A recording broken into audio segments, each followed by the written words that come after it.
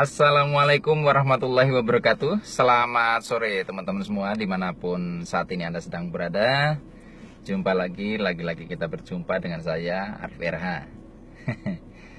Ya, pada kesempatan sore hari ini kita akan membahas tema tentang menyadari dan mengatasi secondary gain, ya. Menyadari dan mengatasi secondary gain. Saya pernah membuat audio, ya, judulnya tentang terkait dengan tema yang kita bahas. Saya lupa persisnya judulnya gimana. Dan kemarin saya membuat postingan, ya, itu adalah repost tapi dengan sedikit editan tentang secondary gain, dan ada beberapa yang minta supaya secondary gain dibahas juga dalam bentuk video. Ya, tentunya ini bukan mengulang hal yang sama, tetapi juga saya akan tambahkan beberapa poin. Teman-teman semua, apabila Anda mengalami sebuah penderitaan, maka sudah sangat sewajarnya apabila Anda ingin keluar dari penderitaan itu. Betul ya? Tapi Anda boleh percaya, boleh tidak, bahwa ada satu hambatan mental, ya. Saya nggak berani mengatakan gangguan kejiwaan, ya. Tapi ini aneh, ya. Jadi ada yang namanya kecanduan penderitaan. Jadi ada orang yang dia itu justru ingin menderita. Jadi penderitaan itu dipertahankan karena dia menikmatinya. Ini yang saya sebut secondary gain atau kecanduan penderitaan. Banyak kasusnya, banyak sekali, ya.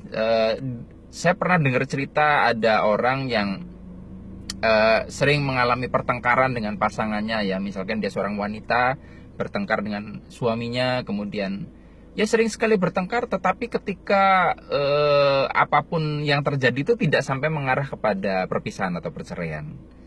Ya, ternyata setelah digali lebih dalam, ternyata ada satu hal menarik gitu. Jadi ketika bertengkar gitu biasanya kan sampai pada satu titik puncak, si wanita ini sampai kemas-kemas koper, ya, kemudian sudah membawa tas yang troli bentuknya begitu.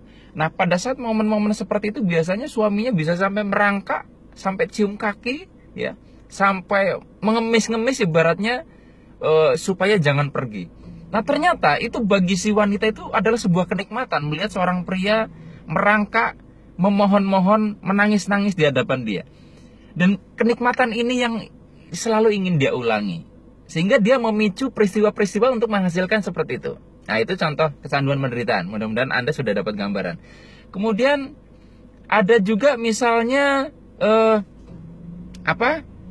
seorang wanita atau seorang pria lah, ya. Tadi biar fair, ya. Tadi saya cerita seorang wanita, sekarang saya orang pria yang dia merasa resah karena dia sudah berumah tangga, tapi banyak wanita yang suka sama dia gitu. Dan itu dia dikejar-kejar perempuan padahal dia sudah menikah, dan itu menimbulkan kegundahan buat dia. Nah, yang menarik gitu, pada level permukaan seolah-olah orang yang kena secondary gain ini ingin menyudahi penderitaan itu, tetapi di level bawah sadar, di level yang kedalaman, dia justru menikmatinya. Ya. Ternyata setelah diselami, ya, orang-orang yang misalnya dikejar-kejar perempuan gitu, ya, padahal dia udah berumah tangga, ternyata ada kepuasan gitu di dalam dirinya. Ya, aku disukai wanita. Ya, gitu loh. Ternyata misalnya ada dendam masa lalu yang dulu dia sering dicampakkan wanita, entah karena dia miskin, entah dia bukan orang yang levelnya terpandang gitu. Dan dia punya dendam suatu saat, kalau gue sudah begini, gue akan dikejar-kejar wanita. Sehingga disitulah kenikmatannya. Nah, juga sama misalnya saya pernah sempat juga kena penyakit secondary gain itu, ya. Kalau misalkan Anda awal-awal Facebookan ngikutin saya itu dulu suka sekali dengan pro kontra. Di level permukaan saya pengen, tolonglah saya jangan diserang, tolonglah saya jangan dibully gitu loh. Tetapi di level yang kedalaman saya menikmati ini gitu loh. Berarti orang-orang memperhatikan saya.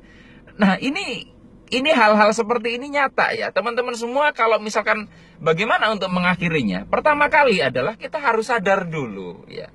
Atau kalau itu adalah orang lain, maka orang itu harus disadarkan dulu bahwa itu maunya dia sendiri. Yang terjadi adalah apa yang dia inginkan sendiri. Nah, bagaimana untuk menyadari bahwa orang itu atau kita memiliki secondary gain? Ada pertanyaan-pertanyaan. Misalnya, apa sih keuntungan yang saya dapatkan dari penderitaan ini? Ya, ternyata kita punya banyak sekali keuntungan. Oh, ternyata di balik penderitaan ini saya merasakan keuntungan itu, kenikmatan itu. Kemudian pertanyaannya dibalik, ya, apa kerugian yang saya dapatkan kalau penderitaan ini berakhir? Nah, nanti akan menjawab apakah sebenarnya kita ingin menyelesaikan persoalan ini atau tidak gitu, ya. Atau kita ingin mempertahankan karena kita tidak mau rugi dan ingin untung, kan itu naluri manusia. Nah, kemudian setelah kita sadar, ya, kita sadar itu sebenarnya ketika kita sudah sadar, seseorang sudah sadar, maka boleh dibilang 90% tuh peristiwa itu akan selesai, berhenti karena kita tidak memicu lagi. Nah, 10% 10% sisanya ya kita menghilangkan tindakan-tindakan yang memicu hal itu gitu loh. Kalau tadi adalah area-area mental, maka tindakan-tindakan yang seperti itu kita kurangi. Misalkan kalau misalnya saya buat status dulu itu kan wah sangat-sangat tajam ya membuat status itu, mempertanyakan hal yang debatable sekali. Nah, ya sudah saya kurangin saja itu. Jadi ketika saya sudah menyadari bahwa ini secondary gain, kemudian saya juga mengubah perilaku saya, maka peristiwa ini berakhir. Tapi yang menarik, kalaupun saya sekarang masih nakal nih ya, saya masih nakal membuat hal-hal yang debatable, karena kecanduan penderitanya sudah sangat berkurang, maka pro kontra di status saya juga berkurang.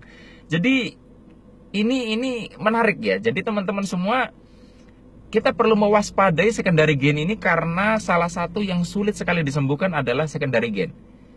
Kalau misalnya ada seorang terapis, ada orang yang datang ke Anda dan tidak sembuh-sembuh, ya Anda sudah terapi macam-macam nggak sembuh-sembuh, kemungkinan dia secondary gain. Dan secondary gain ini bisa juga berwujud penyakit fisik, ya. Misalnya ada seseorang yang dia sudah diperiksa kemana-mana, secara medis tidak ada penjelasan sebab sakitnya, tapi sering kambuh.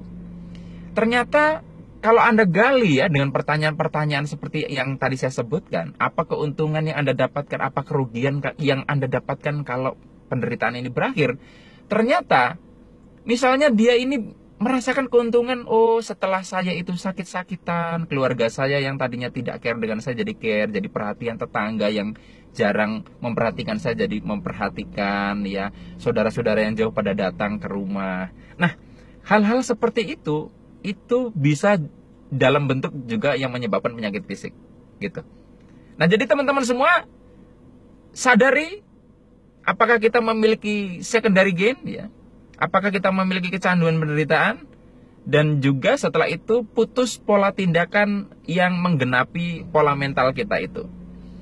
Nah, yang menarik, ini juga bisa vertikal hubungannya. Misalnya kita punya pemahaman bahwa kalau saya menderita maka Tuhan akan mengabulkan doa saya, sehingga saya selalu memicu, atau Anda akan selalu memicu hal-hal yang membuat Anda dizalimi orang, ya, karena Anda punya prinsip Tuhan lebih mengabulkan orang yang dizalimi. Nah, itu dia, ya, banyak sekali macam-macamnya. Baik teman-teman semua, selamat. Mari kita sama-sama mengidentifikasi secondary gain di dalam diri kita.